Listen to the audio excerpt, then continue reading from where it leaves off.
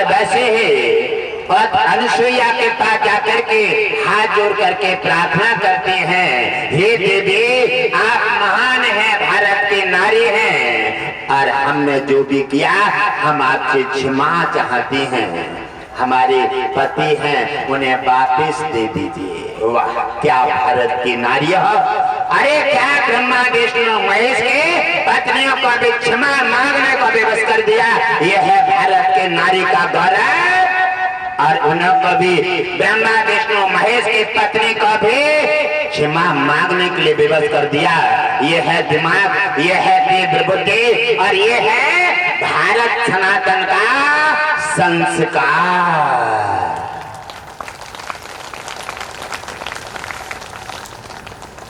जब जाकर के उन्होंने कहा हमारे पतियों को वापस दे दो, देवी हमने कहा मना किया है, आप अपने पति को छांट लीजिए, तीनों हैं आपके सामने और आप ले जाइए, हमने मना कहा किया। अब दृष्टि गायब है, अगर पति से हट करके दूसरे पे हाथ पड़ गो तो अपना धर्म चलो। अब ये भी चक्कर में है, अब क्या करें। देव ऋषि नारद से सहारा लिया, देव ऋषि नारद का पल्ला झाड़ दिया, माता मैं तुम्हारी कोई मदद नहीं करूंगा, ये धरती की नारी है, तुम्हारा मतलब है ये माता मैं तुम्हारी कोई हेल्प नहीं करूंगा, स्वयं आप अपनी व्यवस्था कीजिए। इसी समय अनुसुईया से जाकर निवेदन किया, हम हार गए आज जीत गए।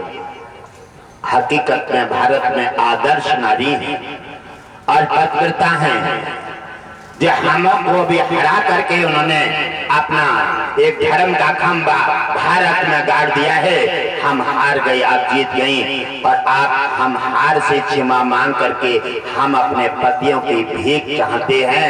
हे देवी कृपा करके हमारे पति को वापस दे दीजिए, हम पति के बिना अनाथ हो गई हैं, हम पतियों को भीख में मांग रही हैं और आप हमारी गलती को क्षमा कर दीजिए।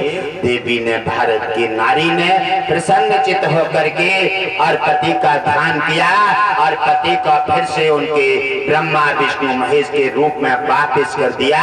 ले जाइए देवी, आपके पति फिर से अपने रूप में आ गए हैं। और ब्रह्मा विष्णु महेश ने हाथ जोड़ करके प्रणाम किया, हे माता। ब्रह्मा विष्णु महेश ने जिन्होंने पूरा विश्व जिनके उंगली से इशारे में चलता है, और उन्होंने कहा हाथ जोड़कर तीनों ने, माता आप हमारी आदर्श माता हैं। जब भी जिसके रूप में हम अवतार लेंगे माता, उस समय आपको हम माता रूप में देखेंगे। और जिस अवतार में किसी में हो, हे मेरी माता आप हमें बेटा समझ करके और आज्ञा देंगे, और जो भी कहेंगी वो इकार पूरा करते रहेंगे। हे माता आप हमारे धर्म की माता हैं, आपने स्तनपान करा के और हम पर ऋण चढ़ा दिया है, और आपने ब्रह्मा विष्णु महेश की पत्नियों का मान गिरा करके और उनका अहंकार गिरा करके जो हम पर ऋण चढ़ाया है, हम हमेशा सदा ऋणी रहेंगे। और हमने आपको अपना माँ बनाया है, हम बेटा के रूप में हमेशा तुम्हारे सामने हमेशा हाथ जोड़ करके प्रणाम करते रहेंगे। भारत की नारी ऐसा आदर्श होना चाहिए, और भारत की नारियों ने पत्र धर्म की उच्चता उठा करके भारत का ऐसा नाम रोशन किया है। आज इसीलिए भारत में नारी का सम्मान किया जाता है, भारत में नारी को देवी के नाम से पुकारा जाता है, और भारत में देवी से लक्ष्मी रूप में देखा जाता है। इसलिए भारत में नारी का सम्मान किया जाता है। भारत में नारी सम्मान आदर्श है। हमारे भगवान विष्णु ने, ब्रह्मा विष्णु महेश ने भी देवियों को आदर दे करके और भक्तों को और पतिव्रता का मान बढ़ाया है। आदर्श देवी का लक्ष्य हमने आपको उपस्थित कर दिया है कि कभी भी कोई किसी प्रकार आए कह देती है हम का जानते हैं, हम जानते साधु हैं, अरवा में लुटेरा लिख रहा हो तो हम क्या करें? अरे पहले नजर में नजर डाल दो। अगर साधु की आवाज पता चल जाती है कि साधु है या सबाधु है या फिर बनावटी है, आवाज बता देती है क्या ये सनातनी है या फिर कोई आडम्बरी बनावटी है, उसकी आवाज पहचानो, नजर में नजर डालो और दृष्टि डाल करके परख करो। भारत की नारी हो क्योंकि तुम कहीं धोखा खा जाती हो तो भारत सनातन का एकदम खंबा खसक जाता है और भारत का मान गिर जाता है। इसलिए आप भारत की नारी हैं, किसी साधारण देश की नहीं, आप पत्रकारिताओं में महान हैं। इसलिए आपको देश और सनातन हर जगह का देश तुम्हारा लिए आदर्श से नाम लेता है। भारत की नारी पत्रकारिताओं में आदर्श हैं और उनके लिए जोरदार तालियों से सम्मान स्वागत कर देना अनिवार्य है।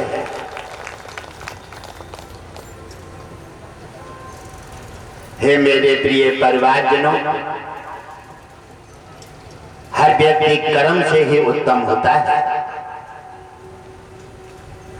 अगर कोई राक्षस कुल में भी आकर के कर्म अच्छे करने लगे तब वो देवता नहीं, भगवान से भी ऊपर चला जाता है। भगवान विष्णु नतमस्तक बनकर के और सेवक बनकर के उसे स्वामी बना देते हैं। और अगर कोई सनातन में भी ब्राह्मण परिवार में श्रेष्ठ में आकर के भी अगर अपना खान पान और अपने को हमेशा वो जगह बैठने लगे तो उसका ऐसा पतन हो जाता है जैसा कोई उसका ठिकाना न कोई उसे बैठने देगा और न कहीं भगवान तो छोड़ो धरती पर भी उसे मान नहीं मिलेगा।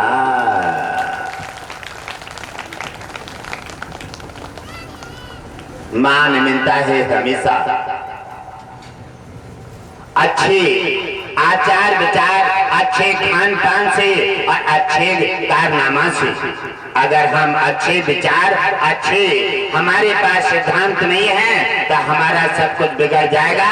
ये बात निश्चित है, ये बात निश्चित है। क्या बबूल का बबूल ही पैदा होता है? अब बबूल का बीज बोओगे आम नहीं हो सकता और हो भी सकता है, क्योंकि राक्षसों में हिरण्यकश्यप का पुत्र प्रहलाद कितना महान भक्त बना और जिनके परिवार में बलि जैसे दानी आदर्श बने, जिनके लिए भगवान विष्णु लक्ष्मी हर समय उनके दरवाजे पर पहरा लगाते थे। राक्षस कहते हैं कि भगवान विष्णु हमारे विरोध में रहते हैं। क्या प्रहलाद भी तो राक्षस परिवार से थे? भगवान विष्णु हमेशा अपने धर्म और कर्म के पक्ष में रहते हैं।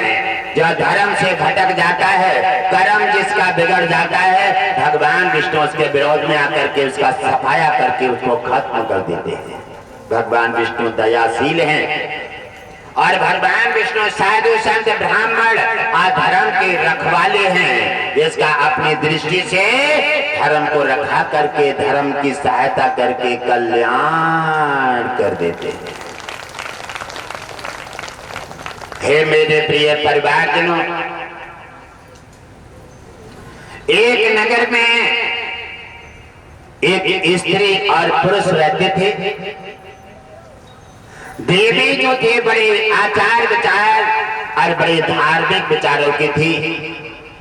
कारण ये था कि उनके संतान नहीं थी। संतान न होने के कारण बड़ा धैर्य टूटा रहता था और बड़े परेशान रहते थे। और उन्होंने सोचा जब बाहर निकलती थी और देख देख करके अनेक तरह की देवियां बातें करती थी और पुरुष तो अपने बाहर चले जाते थे। और देवियां जो हैं अलग अलग बातें करते थे, तो लड़ाई झगड़ा के मारे बेचारी दुखिया घर से नहीं निकलती थी। एक समय बात हुई कि उन्होंने सोचा कि घर में अकेले रह करके भी हमारा समय नहीं कट